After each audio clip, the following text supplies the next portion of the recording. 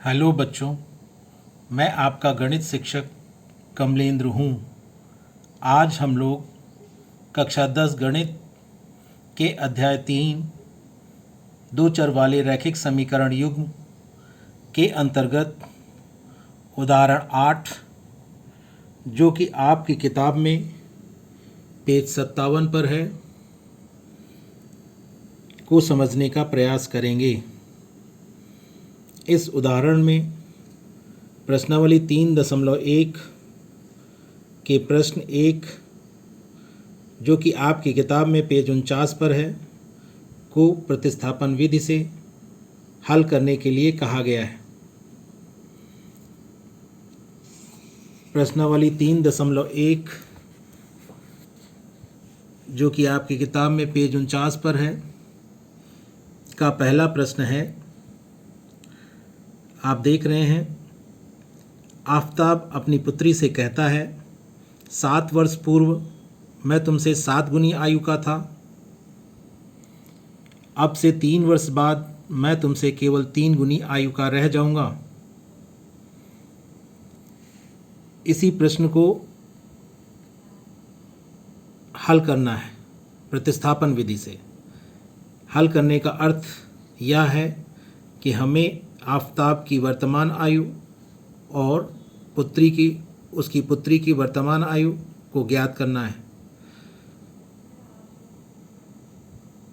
किसी भी प्रश्न में हमें जो भी ज्ञात करना रहता है, हम उसे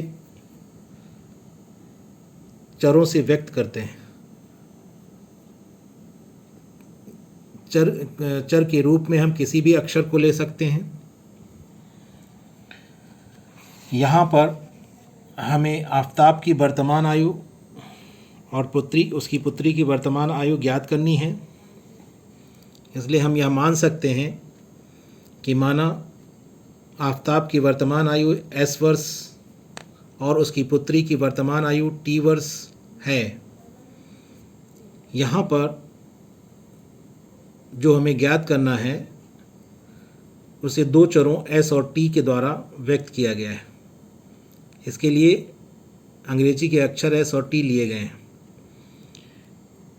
इन्हें हम f और d भी ले सकते हैं, x और y भी ले सकते हैं।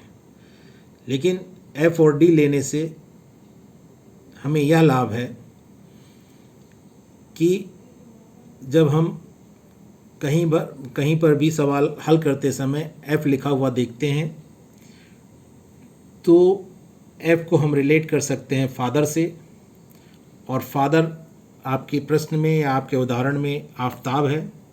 इसलिए हम यह समझ सकते हैं कि f आफताब की वर्तमान आयु को व्यक्त कर रहा है। जब हम d लिखा हुआ देखेंगे तो हम यह समझेंगे कि d को हम रिलेट करेंगे डॉटर से। डॉटर पुत्री के लिए होता है और f फादर के स्थान पर प्रयोग किया जाता है।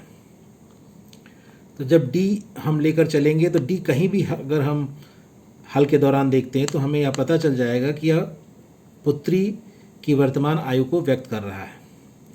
परंतु जब हम s या t चर लेकर चलते हैं या x और y चर लेकर चलते हैं, उस स्थिति में हम देखते ही स्पष्ट रूप से नहीं कह सकते कि कौन सा चर या कौन सा अक्षर किसकी आयु को व्यक्त कर रहा है।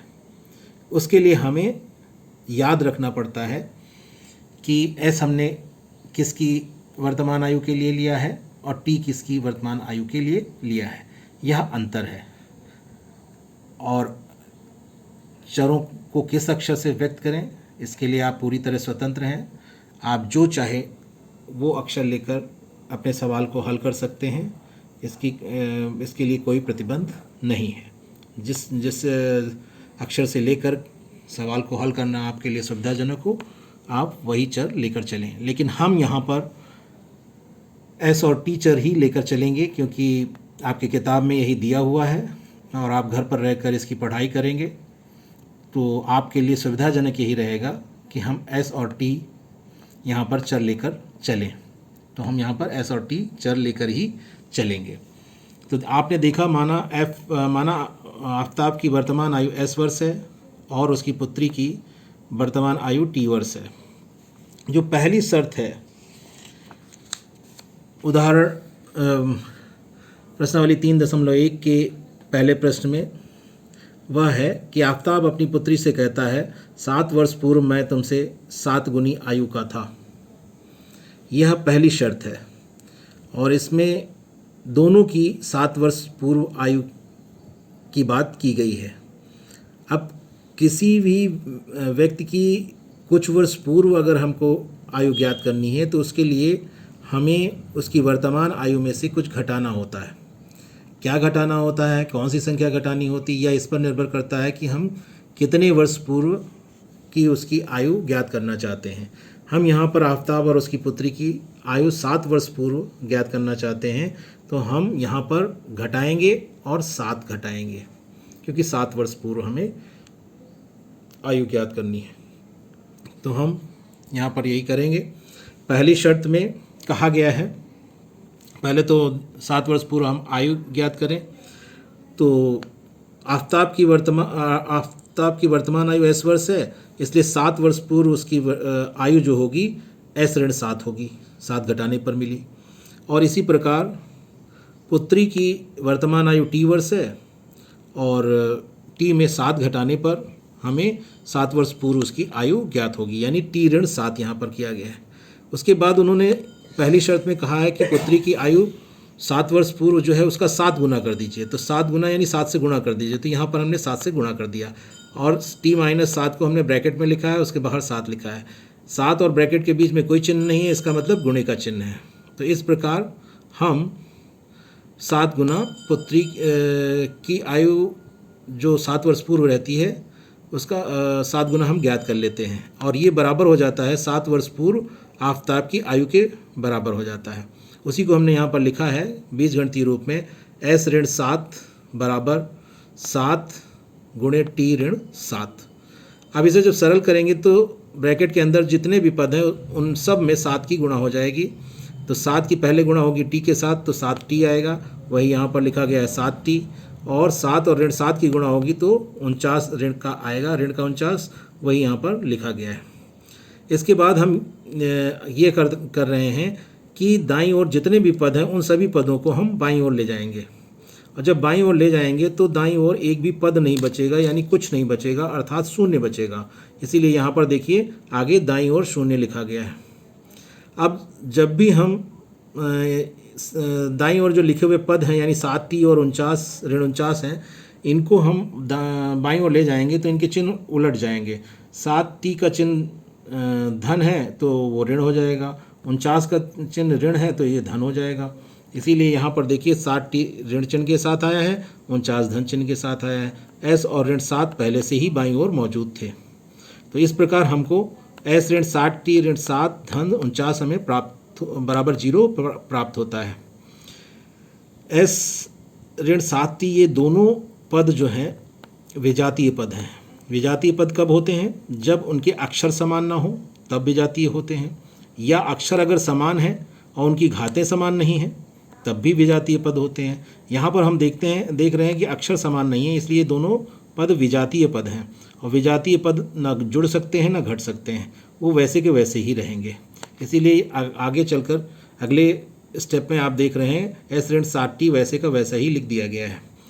लेकिन ऋण 7 और धन 49 ये सरल हो सकते हैं, ये जुड़ या घट सकते हैं। क्यों? क्योंकि दोनों सजातीय पद हैं। इसमें आप देख रहे हैं, दोनों में आप देख रहे हैं एस और टी मौजूद नहीं है, यानी अचर पद की तरह है ये, इसलिए ये जुड़ घट सकते हैं। और यहाँ पर अचर पद के रूप में जो संख्याएं हैं ये कब जुड़ती हैं या कब घटती हैं ये हमें पहले से पता है, लेकिन फिर भी हम यहाँ पर दोहरा देते हैं एक बार कि जब भी संख्याओं के चिन्ह समान होते हैं, यदि दोनों संख्याएं समान चिन्ह की हैं अर्थात दोनों के चिन्ह धन है तो संख्याएं जुड़ जाएंगी, और जुड़ने के बाद जो संख्या हमें मिलेगी उसमें वही चिन्ह आएगा जो दोनों का है, अर्थात धन चिन्ह आएगा। यदि दोनों संख्याओं का चिन्ह ऋण है, उस स्थिति में दोनों संख्याएं जुड़ जाएंगी और जुड़ेंगी, जुड़ने के बाद जो संख्या आएगी वो लिखी जाएगी। और चिन्ह किसका आएगा? जो दोनों का है, अर्थात दोनों का चिन्ह ऋण है इस स्थिति में तो ऋण आएगा। तो जब समान चिन्ह होते हैं तो संख्याएं जुड़ जाती हैं और चिन्ह वही आता है जो दोनों का होता है। तो ये हमें याद रखना है। और दूसरी स्थिति वो होती है जो कि आपके सामने यहाँ पर है कि दो संख्याएं दी गई हैं, दोनों के चिन्ह अलग अलग हैं, अर्थात एक का ऋण है एक का धन है। तो इस स्थिति में संख्याएं घट जाती हैं। और घटती कैसे हैं? बड़ी संख्या में से छोटी संख्या घटती है, यानी 49 में से 7 घटेगा और 42 आएगा, इसीलिए आगे अगले स्टेप में 42 लिखा गया है। और चिन्ह किसका आता है? चिन्ह उस संख्या का आता है जो संख्या बड़ी होती है। तो यहाँ 49 बड़ी है संख्या है, 49 7 से बड़ी संख्या है, इसलिए यहाँ पर हम देखेंगे कि 49 का चिन्ह क्या है। 49 का चिन्ह धन है, इसीलिए 42 के पहले धन चिन्ह लगाया गया है। इसको हम एक बात से संबंधित करके याद कर सकते हैं, समझ सकते हैं, जिससे लंबे समय तक हमको ये याद रहेगा कि घर में सदैव बड़े की चलती है। जो आदर्श परिवार होते हैं उनमें हमेशा बड़े बड़े लोग जो होते हैं उनकी बातों को माना जाता है, उनकी बातों को हमेशा सदैव सम्मान दिया जाता है। तो वैसे ही यहाँ पर भी बड़े की चलती है ऐसी स्थिति में, और जो बड़ी संख्या का चिन्ह होता है वही जो अंतर आता है, यानी घटाने के पश्चात जो संख्या आती है उसका चिन्ह भी वही रहता है जो बड़ी संख्या का होता है। तो यह आप समझ गए होंगे। इस प्रकार हमें पहली शर्त से s ऋण 7t धन 42 बराबर 0 पहला रैखिक समीकरण हमको प्राप्त हो जाता है। ये पहली शर्त से हमको प्राप्त हुआ है। अब जो दूसरी शर्त है वो यह कहती है कि 3 वर्ष बाद, अब से 3 वर्ष बाद मैं तुमसे केवल 3 गुनी आयु का रह जाऊंगा। अब 3 वर्ष बाद की बात हो रही है, इसके बाद दूसरी शर्त में 3 वर्ष बाद की बात हो रही है। अब हमें 3 वर्ष बाद की आयु ज्ञात करनी है, आफ्ताब की भी और उसकी पुत्री की भी। तो अभी इससे पहले हमने पूर्व की आयु ज्ञात की थी, अब बाद की आयु ज्ञात करनी है। तो जब बाद की आयु ज्ञात करनी होती है तो हम हमेशा वर्तमान आयु में कुछ जोड़ते हैं, और कितना जोड़ते हैं? जितने वर्ष बाद की आयु हमें ज्ञात करनी रहती है। और यहाँ पर हमें 3 वर्ष बाद की आयु ज्ञात करनी है, इसलिए हम उस वर्तमान आयु में 3 जोड़ेंगे। और यहाँ पर देखिए आफ्ताब की वर्तमान आयु s वर्ष है, इसलिए दूसरी शर्तानुसार 3 वर्ष बाद उसकी आयु जो होगी उसमें वर्तमान आयु में 3 जोड़ने पर प्राप्त होगी। और वर्तमान आयु आफ्ताब की s है, इसलिए s में 3 जोड़ेंगे तो s धन 3 मिलेगा हमको। दूसरा, पुत्री की 3 वर्ष बाद आयु क्या होगी? पुत्री की वर्तमान आयु t है, उसमें जब 3 जोड़ेंगे यानी t धन 3 करेंगे तो पुत्री की 3 वर्ष बाद आयु हमको पता चल जाएगी। दूसरी शर्त यह कहती है कि पुत्री की 3 वर्ष बाद जो आयु है उसका 3 गुना, यानी उसमें 3 से गुणा कर दें तो हमें आफ्ताब की 3 वर्ष के बाद की आयु प्राप्त हो जाएगी। तो यहाँ पर हम t धन 3 यानी 3 वर्ष बाद पुत्री की आयु ज्ञात करते हैं, उसमें 3 से गुणा करते हैं तो 3 गुणे t धन 3 हो जाता है। और ये बराबर किसके हो जाएगा? s धन 3 के, जो कि आफ्ताब की 3 वर्ष के बाद की आयु है, और इसीलिए यहाँ पर बराबर चिन्ह लगाया गया है। अब इसको थोड़ा सरल कर लेते हैं। सरल करने के लिए 3 और t की गुणा हुई तो 3t आ गया, 3 और 3 की गुणा हुई तो 9 आ गया। अब यहाँ पर सरल करने के लिए क्या किया गया? 3t को बाईं ओर लाया गया है, इस कारण वो यहाँ पर ऋण चिन्ह के साथ हो गया, ऋण 3t हो गया है। और जो बाईं ओर धन 3 था उसे दाईं ओर लाया गया है 9 की तरफ, और 9 की तरफ जब लाया गया तो धन 3 जो है ऋण 3 में बदल गया, और इस प्रकार 9 ऋण 3 मिला। अब s ऋण 3t ये दोनों पद जो हैं विजातीय पद हैं, इसलिए इनका कुछ नहीं हो सकता है, इसे आप ऐसे का ऐसा ही लिख देंगे। लेकिन 9 ऋण 3 ये दोनों सजातीय पद हैं, यानी संख्याएं हैं, ये घट सकती हैं, और जब घटेंगी 9 में से 3 घटेगा तो 6 आएगा। क्यों? यहाँ पर 3 का चिन्ह ऋण है और 9 का चिन्ह धन है, अलग अलग चिन्ह है, तो बड़ी संख्या में से छोटी संख्या घटी, 9 में से 3 घटा, 6 आया। और चिन्ह किसका आएगा? जो बड़ी संख्या है, अर्थात यहाँ पर 9 का जो चिन्ह होगा वही चिन्ह यहाँ 6 का भी होगा। 9 का चिन्ह यहाँ धन है, इसलिए 6 का भी चिन्ह धन होगा। आप जानते हैं कि यहाँ पे 9 के पहले कोई चिन्ह नहीं है, 6 के पहले कोई चिन्ह नहीं है। जब किसी भी संख्या के पहले कोई चिन्ह नहीं होता है तो वहाँ धन चिन्ह होता है। तो आप यहाँ पर धन 9 भी लिख सकते हैं, यहाँ धन 6 भी लिख सकते हैं, और आप केवल 9 और केवल 6 भी लिख सकते हैं। ये आपके ऊपर है कि आप क्या लिखते हैं। इस प्रकार ये दूसरी रैखिक समीकरण हमको प्राप्त हुई, जिसे हमने यहाँ पर 2 से दिखाया है। दूसरी रैखिक समीकरण को 2 से दिखाया है। अब हम बात करते हैं कि प्रतिस्थापन विधि में हम करते क्या हैं। प्रतिस्थापन विधि में एक चर का मान हम दूसरे चर के पदों में ज्ञात करते हैं, और ये ध्यान रखते हैं जिस चर के लिए मान ज्ञात करना सरल होता है, सुविधाजनक होता है, हम उसी चर का मान दूसरे चर के पदों में ज्ञात करते हैं। हम एक समीकरण से एक चर का मान दूसरे चर के पदों में ज्ञात करते हैं, और इस प्रकार जो चर का मान हमको एक समीकरण से प्राप्त होता है उसे दूसरे समीकरण में, पहले समीकरण में ही नहीं, उसी समीकरण में नहीं, दूसरे समीकरण में उसी चर की जगह पर रखते हैं। और इस प्रकार हम यहाँ पर क्या कर रहे हैं, एक समीकरण से एक चर का मान दूसरे चर के पदों में ज्ञात करके,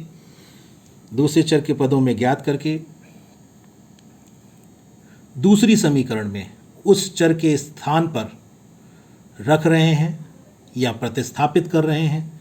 इसी कारण हम इस विधि को प्रतिस्थापन विधि कहते हैं। समीकरणों को हल करने की यह विधि प्रतिस्थापन विधि या सब्स्टिट्यूशन मेथड कहलाती है।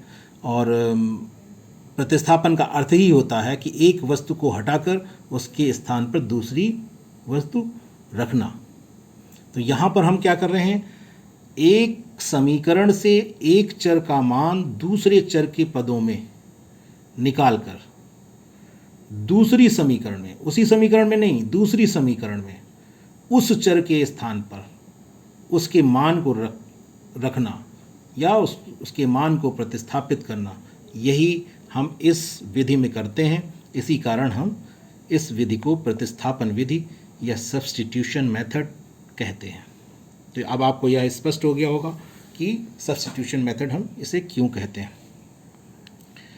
यहाँ पर आप देख रहे हैं कि चर के रूप में हमने s और t को लिया है। यहाँ चर x और चर y लिखा गया है, क्योंकि ज़्यादातर हम चर x और y ही लेकर चलते हैं, लेकिन इस उदाहरण में s और t लिया गया है। अब हम यहाँ पर देखेंगे कि किस दो समीकरण हमारे पास हैं, दो रैखिक समीकरण हैं। दोनों रैखिक समीकरण में किस रैखिक समीकरण से चर का मान ज्ञात करना सरल है। तो आप पाएंगे कि दूसरे समीकरण से s का मान ज्ञात करना t के पदों में सरल है, क्योंकि आप 3t को आप दाईं तरफ लाएंगे तो 6 धन 3t हो जाएगा या 3t धन 6 हो जाएगा, और ये सरल है, एक ही स्टेप में हो जाता है।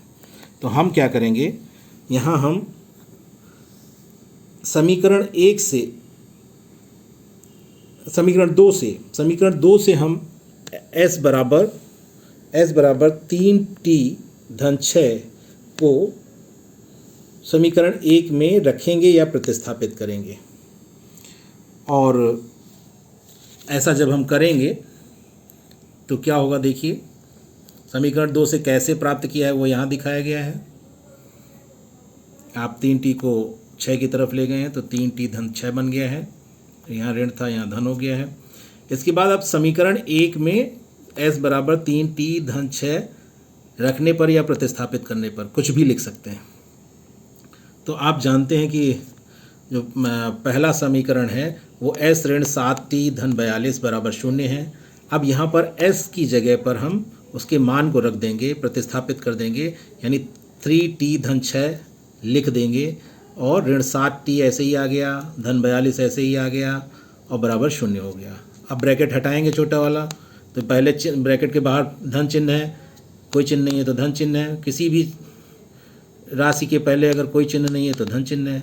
तो यहाँ पर ब्रैकेट के पहले धन चिन्ह है, इसलिए ब्रैकेट हटाने पर उसके पदों के चिन्ह में कोई परिवर्तन नहीं होगा, बिल्कुल बदलाव नहीं होगा, वो वैसे के वैसे ही रहेंगे। तो 3t यहाँ पर धन का था, धन ही का रह गया, 6 धन का था, 6 भी धन का रह गया, और छोटा ब्रैकेट हट गया। ऋण का 7t ऐसे ही आ गया, धन का 42 ऐसे ही आ गया। और इसके बाद अब आपको क्या करना है, देखिए क्या हुआ है, यहाँ पर 3t और ऋण का 7t ये सजातीय पद हैं। सजातीय पद क्यों हैं, कैसे हैं सजातीय पद, क्या होते हैं समझ लीजिए। जैसे समाज में आप जानते हैं कि सजातीय शादियों को ज़्यादा मान्यता दी जाती है, आप अच्छी तरह से जानते हैं, सजातीय शादियों को ज़्यादा मान्यता मिलती रही है परंपरागत रूप में। तो वैसे ही यहाँ पर आप सजातीय पद ही जुड़ते या घटते हैं, सजातीय पद ही जुड़ते या घटते हैं। तो ये ध्यान रखना, सजातीय शब्द का अर्थ है कि एक जैसी जाति हो, एक देखने में एक जैसे हों। जैसे किसी के नाम के आगे वर्मा लगा है तो वर्मा से पता चल जाता है, उसकी जाति का पता चल जाता है। अगर सिंह लगा हुआ है, सरनेम देख करके आप जान जाते हैं कि वो किस जाति का है। तो वैसे ही यहाँ पर अक्षर को देखकर आप उसके किसी पद में अक्षर क्या है और उसकी घात क्या है, उसे देखकर आप अनुमान लगा सकते हैं कि पद सजातीय हैं कि नहीं है, एक जैसे हैं कि नहीं है। तो जो एक जैसे पद होते हैं यानी सजातीय पद होते हैं वही जुड़ते या घटते हैं। तो यहाँ पर क्या है, 3 टी और 7 टी, ऋण 7 टी, ये सजातीय हैं। क्यों? यहाँ पर टी है, यहाँ भी टी है, यहाँ टी की घात 1 है, यहाँ टी की घात 1 है, ये इसलिए दोनों सजातीय पद हैं। अब सजातीय पद हैं तो यहाँ पर हम इसको क्या करते हैं, जो अक्षर समान है उसको हमने बाहर ले लिया और ब्रैकेट के अंदर जो बचा, जो दोनों पदों में जो बचा उसको ब्रैकेट के अंदर लिख दिया। ऐसा कर सकते हैं। टी कॉमन ले लिया, इसको कहते हैं टी उभयनिष्ठ है। तो उभयनिष्ठ चीज़ को हमने बाहर लिख लिया ब्रैकेट के, जो ब्रैकेट दोनों ही पदों में समान रूप से उपस्थित है उसको बाहर लिख लिया, और जो कुछ ऐसा है जो समान नहीं है उसको ब्रैकेट के अंदर लिख लिया। अब ये कैसे लिखा आप देख लीजिए। टी कॉमन है दोनों में, टी अक्षर दोनों में है तो इसलिए टी को बाहर लिख लिया। धन का 3 था तो यहाँ धन का 3 है और जो बचा, और इस पद में क्या बचेगा, टी का पहले यहाँ लिख लिया तो बचेगा क्या, ऋण का 7 बचेगा तो ऋण का 7 अंदर लिख लिया। ऐसे करके आप लिख सकते हैं। और 6 और 42 ये भी संख्याएं हैं, ये भी सजातीय हैं। आप कह सकते हैं दोनों में कोई अक्षर नहीं उपस्थित है। तो अब यहाँ पर दोनों समान चिन्ह के हैं इसलिए जुड़ जाएंगे और 42 6 48 हो जाएगा, और दोनों का चिन्ह धन है इसलिए धन 48 आएगा। अब इसके बाद जो ये 3 ऋण 7 टी धन 48 आया है, इसमें आप देख रहे हैं 3 और 7 अलग अलग चिन्ह के हैं। तो ये क्या होगा, यहाँ संख्याएं घट जाएंगी और घटेंगे तो 7 में से 3 घटेगा 4 आएगा। चिन्ह किसका आएगा, 7 का आएगा, क्योंकि 7 बड़ा है, 7 का चिन्ह ऋण है इसलिए 4 के आगे पहले ऋण चिन्ह आएगा। अब यहाँ पर 48 को अगले स्टेप में दाईं तरफ ले जाया गया। यहाँ बाईं तरफ वो धन चिन्ह के साथ है तो दाईं तरफ जाने पर ऋण चिन्ह के साथ हो जाएगा। अब जब ऋण 4t बराबर ऋण 48 हो गया तो आप इसको और सरल कर सकते हैं। आप चाहे तो ऋण 1 से गुणा कर दें, ऋण 1 से गुणा करेंगे तो भी ये धन में बदल जाएगा। ऋण और ऋण की गुणा धन होती है और इस कारण दोनों तरफ धन चिन्ह आ जाएगा। 4t बराबर 48 हो जाएगा। और या हम यह भी कह देते हैं कि ऋण और ऋण कैंसिल हो गया और इस तरह से 4t बराबर 48 आ गया, जैसे भी समझ लें। तो यहाँ पर अब हमें तो अज्ञात राशि का मान ज्ञात करना होता है या चर राशि का मान ज्ञात करना होता है, उसे हम अकेला करते हैं। इसके साथ जो 4 उपस्थित है इसे 4 को हटाएंगे। 4t का मतलब होता है 4 गुणे t, यानी 4 यहाँ पर गुणे के साथ है। 4 को जब हटा करके दूसरी तरफ ले जाएंगे यानी दाईं तरफ ले जाएंगे तो उसकी क्रिया बदल जाएगी। यहाँ पर गुणे के साथ है तो दूसरी तरफ जाने पर वो भाग में हो जाएगा, और भाग में होगा तो क्या होगा, 48 के बटे में जाएगा। इसीलिए t बराबर 48/4 हुआ, यानी 4 से यहाँ पर भाग हो रहा है। पहले इधर बाईं तरफ गुणे में था, अब यहाँ पर भाग में आ गया यानी बटे में आ गया। अब बटे में जब आया तो 4 बरहियम 48 होता है। इस प्रकार हमको t बराबर 12 प्राप्त हो गया। अब एक चर का मान हमको प्राप्त हो गया। अब दूसरे चर का मान ज्ञात करने के लिए हम उसे किसी भी समीकरण में रख कर ज्ञात कर सकते हैं, और हमने समीकरण 3 भी इसको मान लिया था। आपने देखा था जब समीकरण 2 से हमने s का मान ज्ञात किया था तो उसे समीकरण 3 मान लिया था। तो इस तरह से अगर समीकरण 3 आपने मान लिया है तो इसी में प्रतिस्थापित कर दें t का मान या रख दें मान, तो s का मान सरलता से हमें प्राप्त हो जाएगा। और इस प्रकार यहाँ पर हम t बराबर 12 समीकरण 3 में रखें यदि या प्रतिस्थापित करें तो हमें क्या प्राप्त होगा, s बराबर 3t धन 6, ये समीकरण 3 है आपकी, आप देख लीजिए यहाँ पे 3t धन 6। अभी s बराबर 3t धन 6 है। अब t का मान हम रखना चाह रहे हैं तो 3t का मतलब क्या होता है, 3 गुणे t। अब 3 गुणे t होता है, t की जगह हम 12 रख देंगे तो 3 गुणे 12 हो जाएगा। धन 6 तो साथ साथ है ही है। अब 12 3 36, 36 धन 6 बराबर 42, और इस प्रकार s बराबर 42 हमको प्राप्त हो जाता है और t बराबर 12 हमको पहले ही प्राप्त हो चुका है। अब हम लिख सकते हैं उत्तर, अंत में उत्तर अतः करके लिखा जाता है। जो कुछ हमें ज्ञात करना रहता है उसे हम, जो कुछ हमने माना रहता है या जो कुछ हमें ज्ञात करना रहता है उसे हम अतः करके अंत में लिख देते हैं, और इस प्रकार सवाल का उत्तर हमको प्राप्त हो जाता है या हल हमको प्राप्त हो जाता है। अतः आफताब की वर्तमान आयु बराबर s वर्ष, और s का मान 42 हमें मिला है, इसलिए बराबर 42 वर्ष हो जाएगी।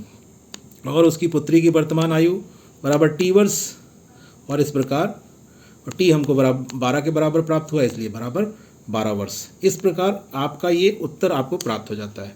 लेकिन उत्तर प्राप्त हो जाता है, लेकिन हमें अगर उत्तर की जांच करनी हो तो हम कैसे करेंगे कि हमारा उत्तर सही है या गलत है?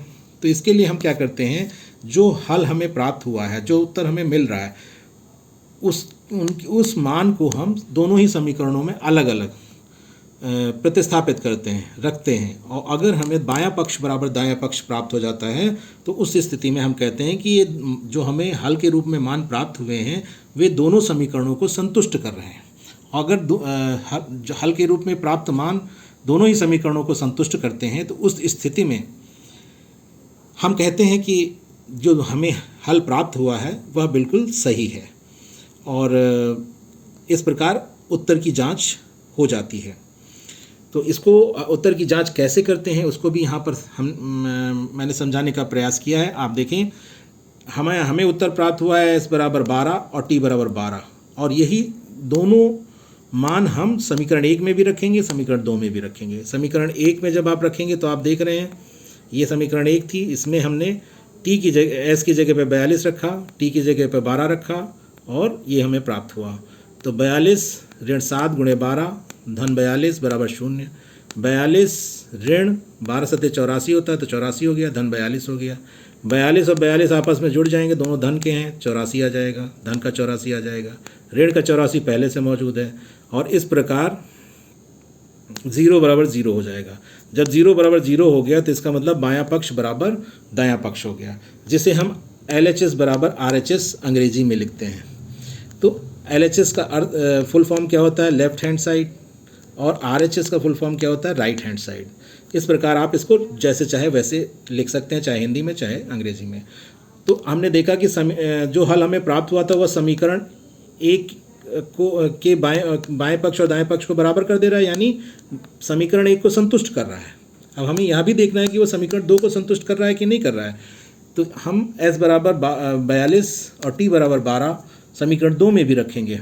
समीकरण 2 में जब रखते हैं तो क्या होता है, देखिए s माइनस 3t बराबर 6 है, s की जगह 42 रखा, t की जगह 12 रखा, तो 3 गुणे 12 हो गया और बराबर 6।